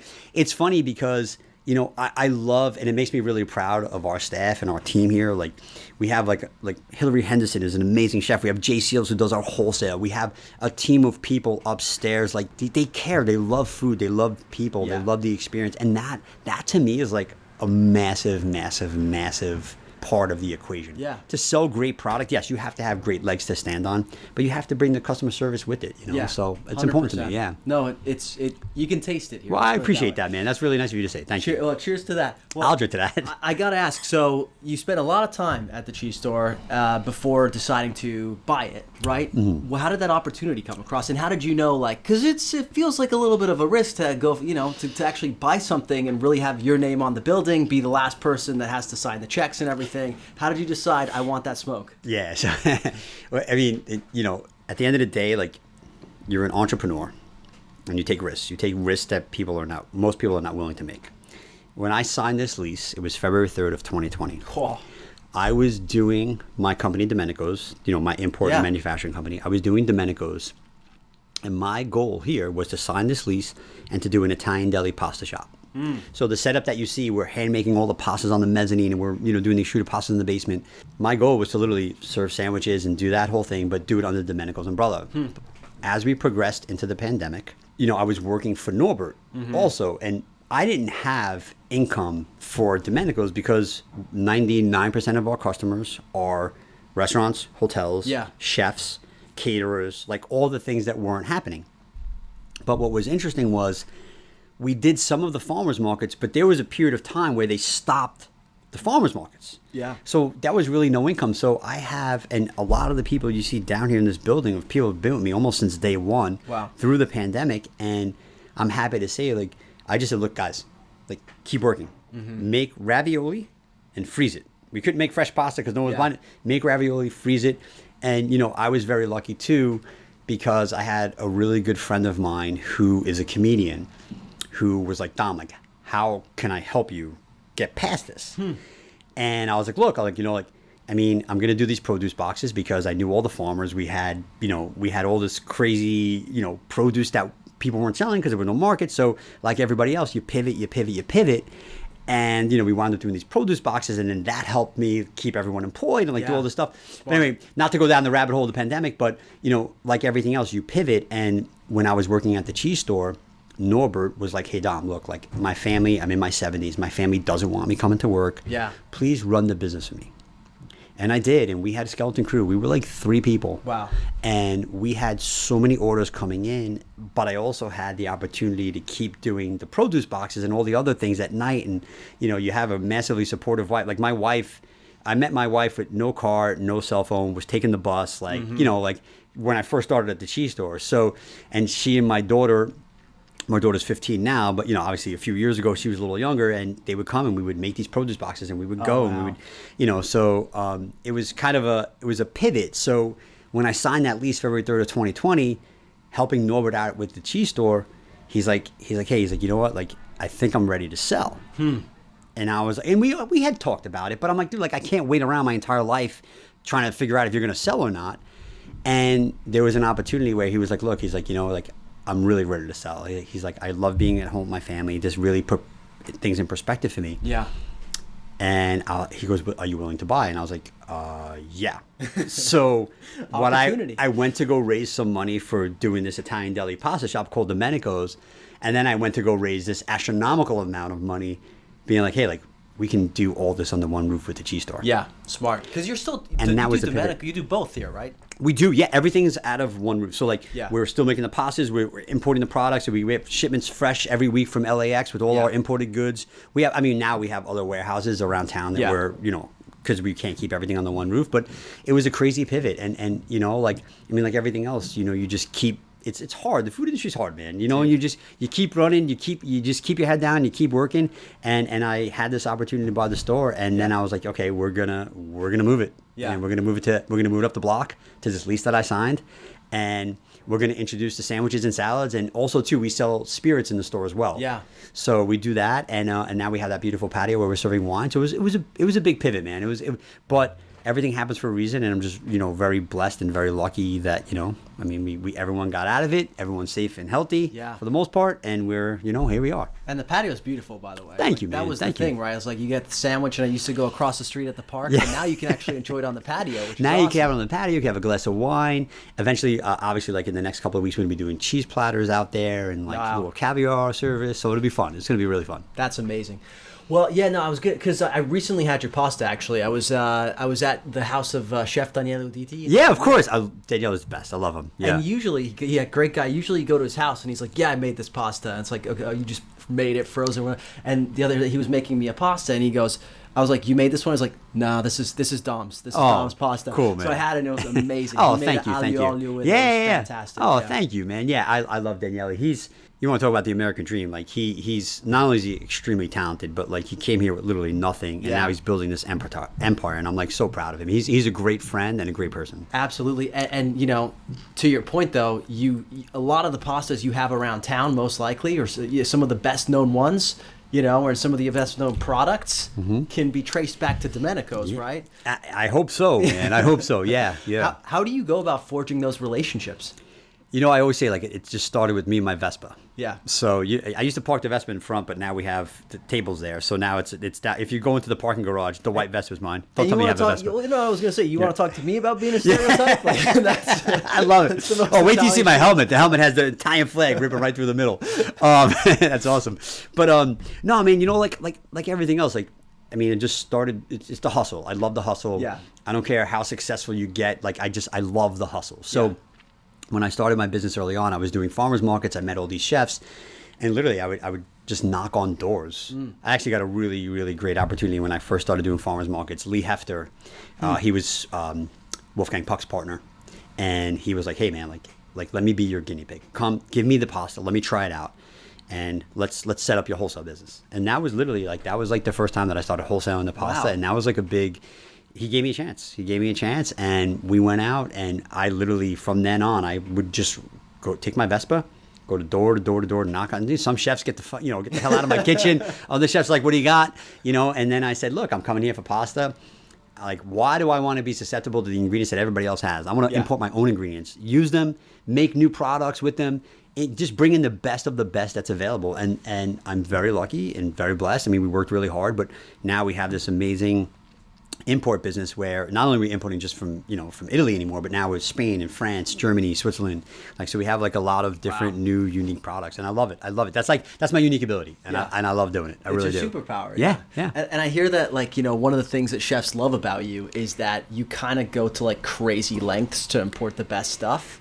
What's an example of like have you ever set up a tent at the airport just to wait for something? Like, what are we talking about? Like, oh God, yeah. I mean, there's a lot of things that I could tell you right now. Like Nancy Silverton, who I adore, who has been unbelievable in our success of our business. Like, she knows her shit, man. You're not that we'd ever pull one over, but like you're just not. Like, Nancy knows everything, and she's dialed in, and there's a reason why she's so successful. Yeah.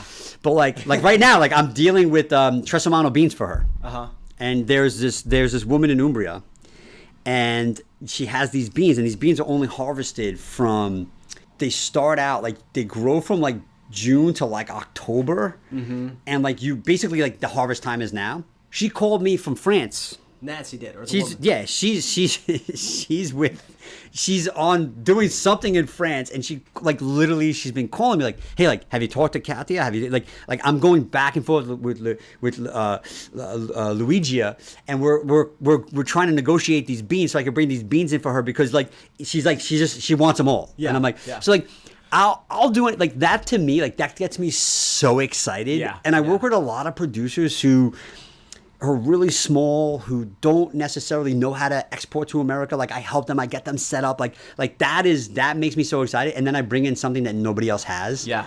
And I love it. I mean, this is like, if you look around these walls, like, I can tell you a story about everything that's in here. Yeah. How do you like keep your fingers on the pulse of this stuff? Like, do they come to you, or do you have like a secret like Reddit board that you're trolling? Like, what's going on? I think it's a little bit of everything. So first of all, I go to Italy like probably 3 to 4 times a year. Wow. Usually, like, my next trip is in February. I was just there in June. My next trip's in February.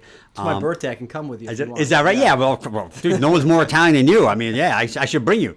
But no, bro. It's like, I literally go and I travel to not only see like, for me, it's important to put the face on the product. Yeah. And I want to see, like, how clean is their facility?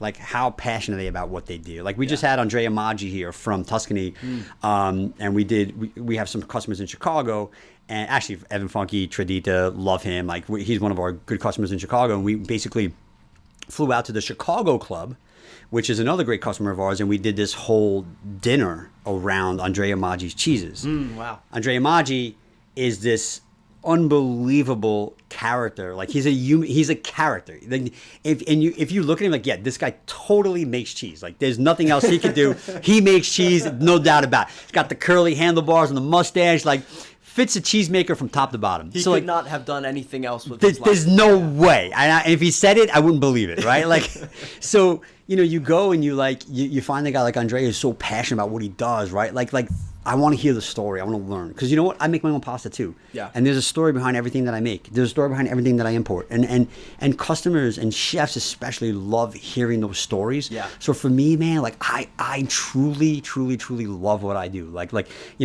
It's amazing. Like, I didn't think, and it took a long time. Like, and there's still a lot of risk, and I'm nervous every day. But like, for us to be able to bring in amazing product, and I got an incredible team behind me, like Jay Seals. Jay is like, he's basically the New Jersey version of me. We actually, it's interesting, and I want to bring him up because he became best friends in college with my best friends from high school. Okay. That's all. I've known him longer than my wife. Wow. Okay, so like. And Jay is literally, he studies painstakingly, like, the questions he asks. Like, we go to Italy, like I said, 4, 5, 6 times a year. We go, we taste, we try. And for me, it's important to bring Jay with me so he can see the process and understand it, right? Yeah. To bring in these amazing products. So it's special, man. And it takes a whole great, amazing team. And I'm really blessed to have that behind me. So that's really cool, man. Well, look, we could talk all day about like your passion, but I want to talk about cheese specifically. Let's do it. Because we talked about a lot of products on this podcast. Like, we've done deep dives on beef. We did a deep dive on olive oil, but cheese we have not really done. Oh, wow. Now I'm nervous. No, yeah, you are the cheese guru that we're coming to for our cheese knowledge here. Okay, I got to know, when you're thinking about a new product. Mm-hmm. What are you looking for when you're sourcing product? You just mentioned, like, it's important to know the people. It's important to know that their facilities are clean, that they're passionate, et cetera, et cetera. Like, flavor wise, taste wise, quality wise, how do you know you're getting the best stuff? Yeah, the one thing I could say is like I trust my palate. Yeah. You know, and I know what I like. And just because I like her, like full transparent, I actually ate at Providence last night Sam Marussi's the man. I love him, and he, you know, he's like, what can't you eat? Yeah. And I was like, well, yeah, I can't eat oysters, which is, I love oysters. I can't, and I was like, you know, I don't really Allergy or what? Allergy to oysters. Okay.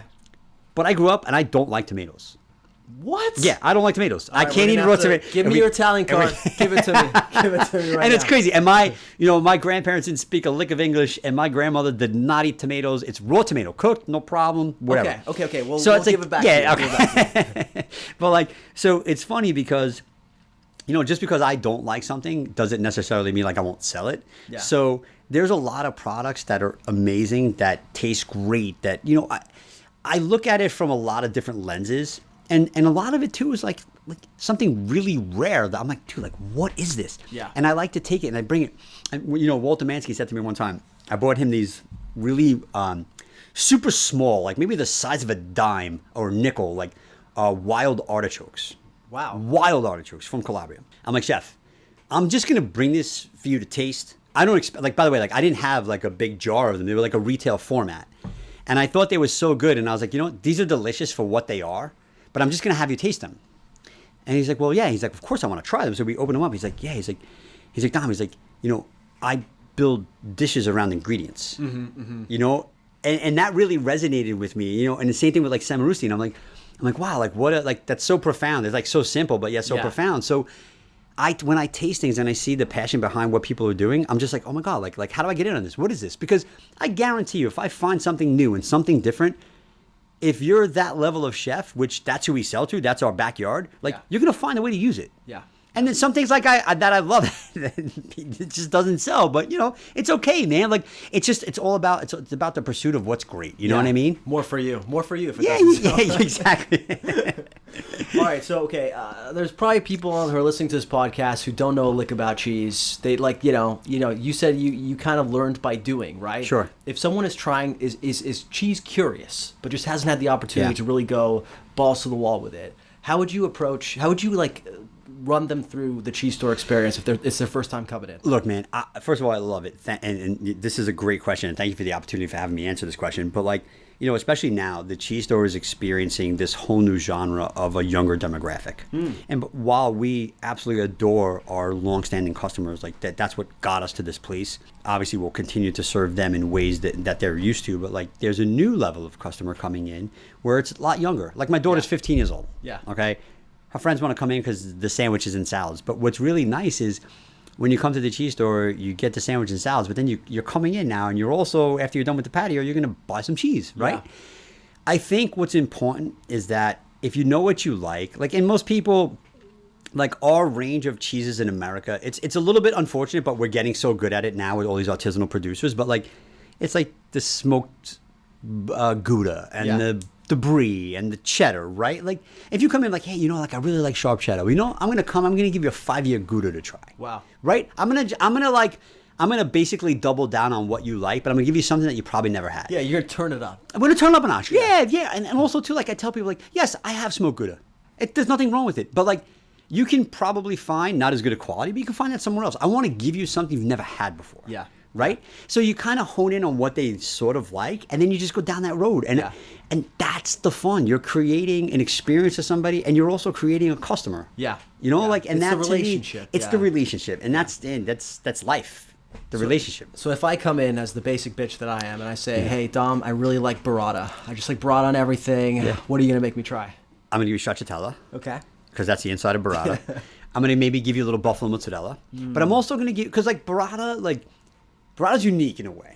Okay, so I'm going to say that's a bad example, all right, Luca, but that's all right. No, we're going to get past. I gave you a hard one on purpose. You gave me a hard one on purpose. But I'm going to tell you this.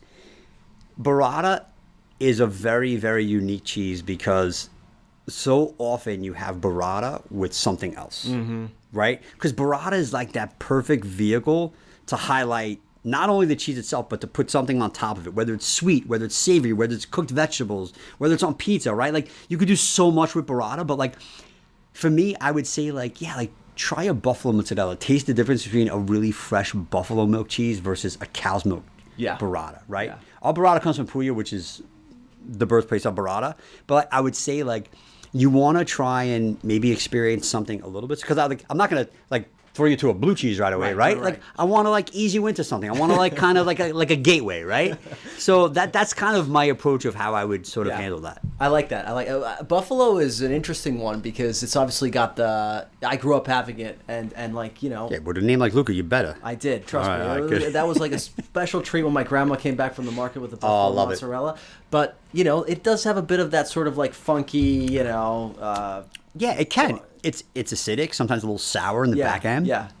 And if you've ever tasted fresh buffalo milk in Italy, like it's a different flavor, man. It's different. But also too, like, you know, to have that perspective and to try. I think it's what's really fun. What I enjoy is like when you taste things in vertical, like side by side. Right? Yeah. That to me is when you could experience different nuances versus tasting something one time and then trying it another time, or trying something different. Like you can't put it in perspective. For sure. So yeah, man, I don't know. It's interesting though. I would stick you on a little buffalo mozzarella. I'd give you a stracciatella, and then I'd probably maybe give you a little scamozza just to try the difference, and fior di latte too. Ooh, I love that. That's a good experience right there. I know I gave you a hard one, but you went all the way up. You go up the stream of like you start out with the curd of the burrata, right? Then you also go into the fior di latte, which is the flour of the milk, which is like the real essence of the meltiest cheese. And then I could talk, dude. We can do a whole nother segment on this. I love it. We'll make it a regular segment. Yeah, I love it, dude. Yeah, and I'm wide open. My schedule's wide open. I'm sure it sounds like it. Okay, I got a few like rapid fire cheese questions for you. Okay. Number one, if you had to pick one cheese to eat for the rest of your life, what would it be? So it's interesting. I would probably say Parmigiano Reggiano, and here's why. Because you could eat it by itself, and it's also amazing in a lot of other dishes. So I could just use it across a whole variety of food. Yeah, that's smart. Recipes and everything. Yeah. It's like it's probably the number one. It's the number one cheese in terms of like what chefs use. Yeah. Period. And I would say that you could eat it by itself too. So I love it. Yeah, that's a really good answer. Okay, if there's one common misconception that people have about cheese that you wish you could correct, what is it? That the cheeses that you buy at the store go bad. Really? They don't go bad? What about when they get moldy? You scrape it off. You can do that? We do it every day upstairs. Wow. So like when I get like the Not a processed cheese. Oh, okay. Philadelphia cream cheese goes bad. Toss it. It's processed. This cheese is salt, milk, and rennet. Yeah. Right? So those, and by the way, cheese is spoiled milk. Yeah. It's already spoiled. Yeah. If there's any mold on it, scrape it off. So like if I get a block of Parmesan cheese and it starts to get a little mold, you just scrape it off, use the rest? 100%. Do you have to freeze Parmesan? You never freeze cheese. Wow. If you really wanted to freeze cheese, it should be grated. Okay. And then the only other cheese that you could probably freeze would be like a triple creme because of its butter fat. But remember, when it defrosts, it's going to change the texture. Yeah. But honestly, bro, like when I hear it was mold, I had to throw it away. Like, okay, and also too, by the way, like I'm not going to say it may not be desirable after a certain period of time. Yeah. But you can still eat it. Nothing wrong with it. Misconception corrected. Consider that corrected. Yeah. Last one is if you had three cheeses, what are three cheeses that you're really digging right now? Sure. Bujaiolo, which is Andrea Maggi's cheese that comes from it's a sheep's milk cheese from Florence that's aged in wild fennel pollen and injected with wild fennel pollen and aged in wild fennel seed on the outside. So if you go to Tuscany, the three things that I saw from a produce perspective that were amazing were actually two things: wild carrots, wow, and fennel. And they use the same fennel. If you see a fennel seed from Tuscany, it almost looks like a pine nut. And it's not as licoricey as we tend to think of fennel seed as being here in America. Yeah. It's a little more sweet. So I would say Bujaiolo. And I love blue cheese. So there's a blue cheese called Biacaccio al vino. So it's a blue cheese that's aged in the must of the Italian dessert wine Passito. Oh, wow. So it has the actual grapes on the outside, and because those grapes are sweet, because it's like a late harvest press, they all seep into the cheese. So the cheese is like we'll taste it out another way. It's like, dude, you're making my mouth water here. I would say like that's probably one of my favorite, and then I would say like I do love like the apple, like this time of year especially. Yeah.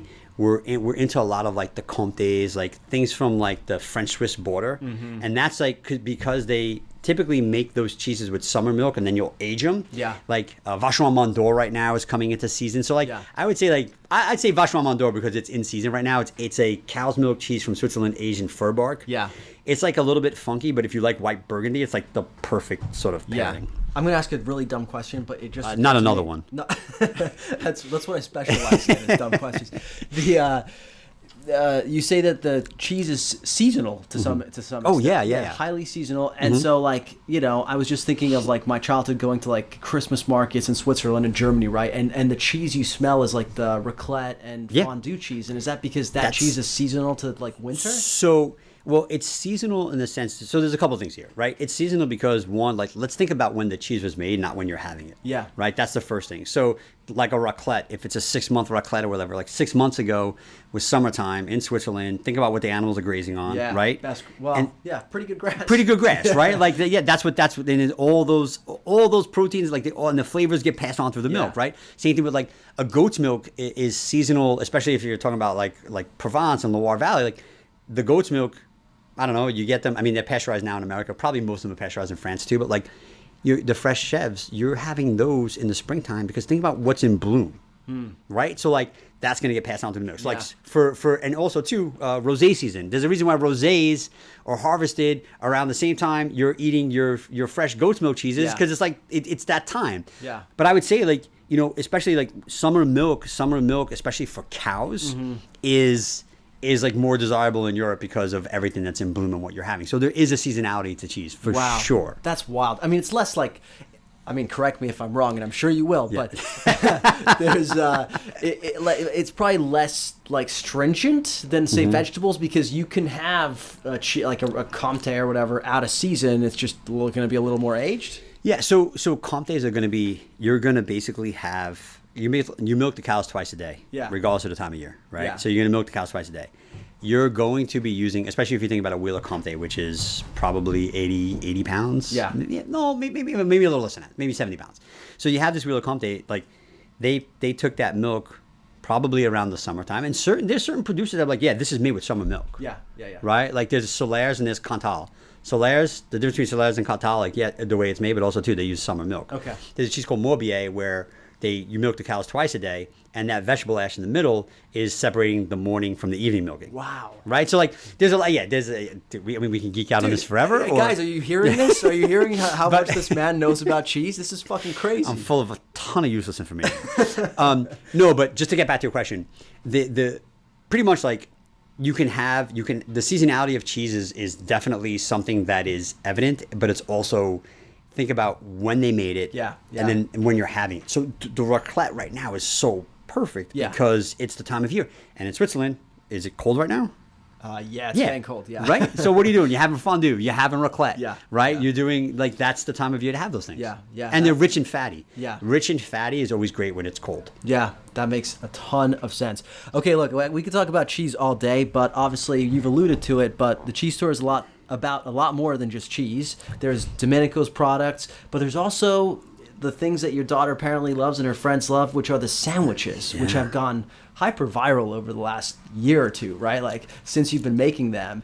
I want to hear, how do you go about ideating a sandwich? Because one thing that like is like really praised about your sandwiches is they're kind of like viewed as like the ideal constructed sandwiches. Like your zucca is kind of raised up as like, hey, you kind of forget this is even a vegetarian sandwich when you're having it because it's that well made. And same goes for your other sandwiches.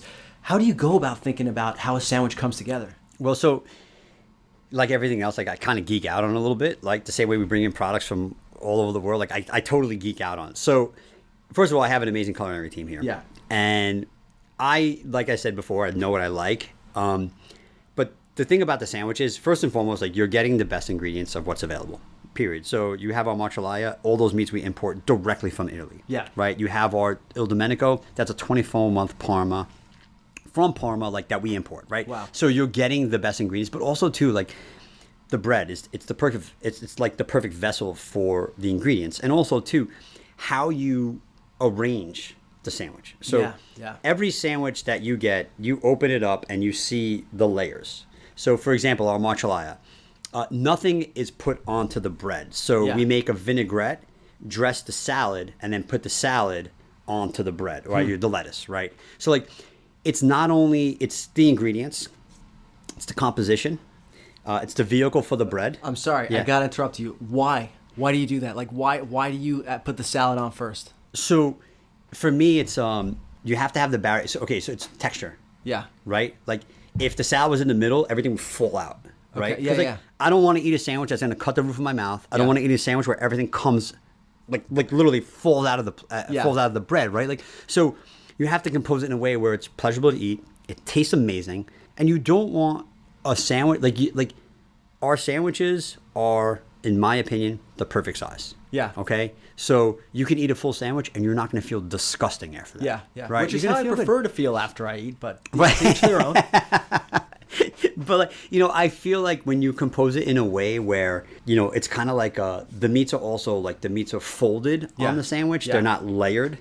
Like that's important too because that affects the texture. Yeah, yeah, yeah. So there's a lot of little Yeah. things that I don't know. It's kind of interesting. how I like to eat. Yeah. And I just sort of, not that I'm right or wrong, but it's just sort of how I like to sort of compose the sandwiches. It's just really interesting because I ate a lot of sandwiches. Yeah, I know, I saw. I've arguably too many sandwiches, some might say, but I feel like everybody that takes their sandwiches seriously is fanatical about construction, but there isn't always agreement about what that good construction looks like. And you know what I love? There's no right answer. I love it, man. To each his own. Yeah. Do it, man. Go have a great sandwich at another spot. Like there's so much room for everybody. Yeah, yeah. And I also think that everybody has their own way, and I can appreciate that. I can Yeah. appreciate the guy that layers everything. I can appreciate a little bit of the hard bread. It's not our style, but it doesn't mean it's right or wrong. No, it's and variety is what makes things nice, right? 1,000%. So yeah, Absolutely. So talk us through your most popular sandwiches. Oh man, so it's interesting. Like It's what sells the always- most? What sells the most? I gotta say it a little depends on the day. Like Yeah. top of the week might be like cheese store clubs. Bottom of the week is like Zucca. Okay. Middle might be the Marshallai. Marshallai is it's like if you are like a sandwich aficionado like yourself. Yeah. Right? I think you've had a couple, right? Yeah, we said that already. Like an Italian sandwich like that, like it's always on people's list. Yeah. But I can see like. It's funny too because on the weekends I think we sell more of the Marshallaias because people are looking for that like Italian sub whatever It's a cheat meal too on the weekend. Yeah, 1,000%, right? But I would say like it's probably a combination of the Marshallaia, Zucca, and club. Yeah. Turkey club. But I would also say too, if you're dining in, like the fried mortadella sandwich is getting pretty great reviews. That's new, right? Yeah, it's new. So- You've never had it? Okay, I'm gonna rock you out. What is the fried mortar? I feel like that's a bit of something that's popping up more and more. I'm seeing it across the Yeah, scene. it's so I always wanted to do one. We kind of, and by the way, like I still haven't named it, but I'm just calling it the fried mortadella sandwich for now. Yeah. But like it's sort of definitely inspired by Anthony Bourdain, but Yeah. ours is more acidic than fat forward. So we take mortadella and we basically put it on the flat top with duck fat, and we sear both sides of it. We have a fontina that we use, which is called fontal. So there's like the fontina made in the mountains and made in the valley. The Yeah. ones made in the mountains is a little bit like we've talked about before. The one made in the mountains is a little bit more gamey, a little strong, rubbed in olive on the outside, fontina d'Aosta, and then there's another one made in the valley. We use the one made in the valley because it's a little more mild. And mortadella is like a meat that's very flavorful, but you don't really want to put too much of a strong cheese to you don't want it to ever compete. You want it to complement. That's why you get a lot of these burrata mortadella sandwiches. Yeah, exactly right. Yeah. Exactly right. Because you're using the burrata for texture, a little bit of flavor, but more for texture, right? Yeah. So I would say that the fontal that we use, it melts so nicely, and we do this aioli with cornichon and with these Spanish peppers. And that's the acidity right there. Yeah. So and you get two types of acidity, but the reason why I use both is because the Spanish peppers give a little bit of heat, and the cornichons give a little bit more of the vinegar, the acidity. Yeah. Kudos to you for fighting the urge to add pistachios to it. I Yeah. feel like every single mortadella sandwich has pistachio in it. these days. I just wanted to do something. By the way, like this is also mortadella that's hot, so. And we only serve it on the patio. Like you can't get it to go because it's not going to travel well. You're going to get it. It's going to be an oily mess. But when you have it on the patio, and like my guilty pleasure is to like literally have it with a pepperoni because I think it's like the perfect compliment, right? Like it's pretty. Christ. It's pretty. I'm Yeah, gonna have it's to call pretty out of work for the rest of the afternoon. But yeah, so that's probably. I mean, that is our only sandwich that we do right now. It's available on the patio only. Yeah, that's amazing. Yeah, everybody get here, try the fried mortadella sandwich, soon to be called maybe not the Bourdain. We'll see what it's called. I wouldn't live up to that, so we'll call it something else. I just don't know what we're gonna call it yet. That's amazing. Dude, this is has been a fascinating conversation. Obviously I wanted to sort of close on like a retrospective look at the cheese store. You've obviously been here 20 plus years. You've brought it to a new location. You've like really expanded everything, but you still find a beautiful way to like honor Norbert's legacy and like everything that he built. And it's really cool to see, especially when it comes to like customer service angle and stuff. There's got to be one moment that sticks out though from your last 20 plus years as like the moment that you're like, that's the moment I'm always going to remember in the cheese store. Oh, wow. I'll tell you right now, as corny as this sounds, so it's kind of like, it might almost be a tie, but the moment that I remember the most. So I'll preface it by saying my wife was a customer of the store. Okay. I actually proposed to her at the store. Really?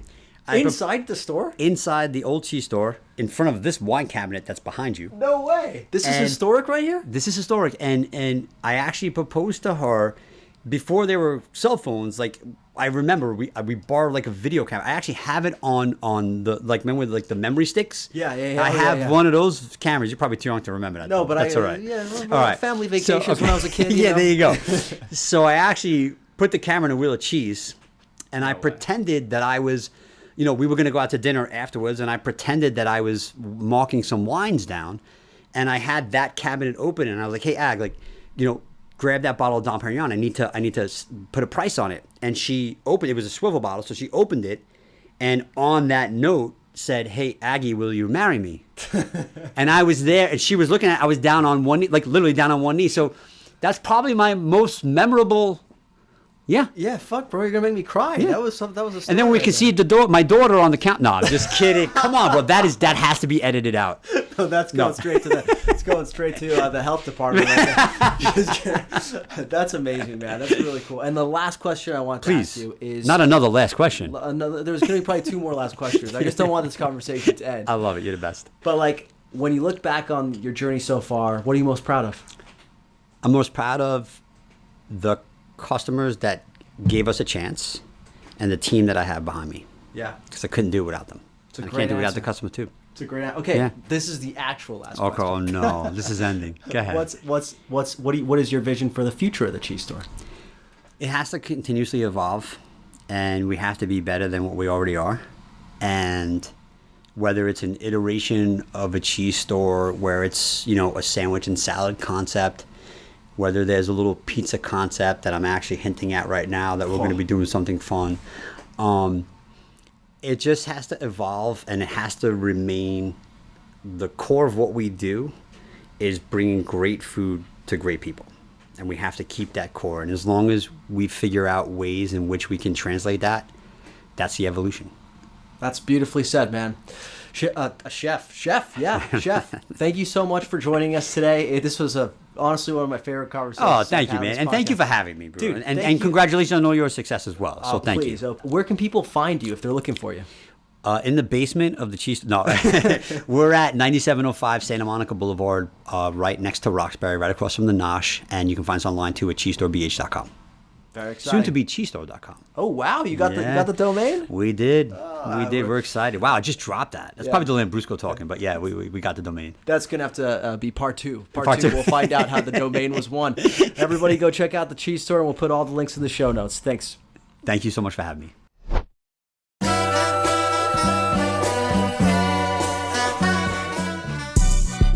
Thanks for listening to another episode of the LA Food Podcast presented by Rusty's Chips. Thanks to our guests, Dominick DiBartolomeo, and of course, Father Saul, as always, for making the time for us. Thank you to Adam Skaggs, Tim Bertolini, Tiffany Perez, and Abdo Haj for their help producing this podcast. And thank you to you, dear listener. If you like what you heard today, please go to wherever you listen to podcasts, leave us a rating, a review, subscribe. Seriously, all that stuff really helps make our way up the charts on Spotify and both Apple. We'll be back next week with another epic episode. If you're looking for me in the meantime, you can find me on TikTok, Instagram, Threads, YouTube, even our website at the LA Countdown. That's TheLaCountdown. You can also find us on Instagram at LA Food Pod. That's LAFOOD. POD, and don't forget to subscribe to our free Substack newsletter where you will find all of the links mentioned in today's episode. That is called LA Food Stack, and it is linked in the show notes. Let's go Dodgers.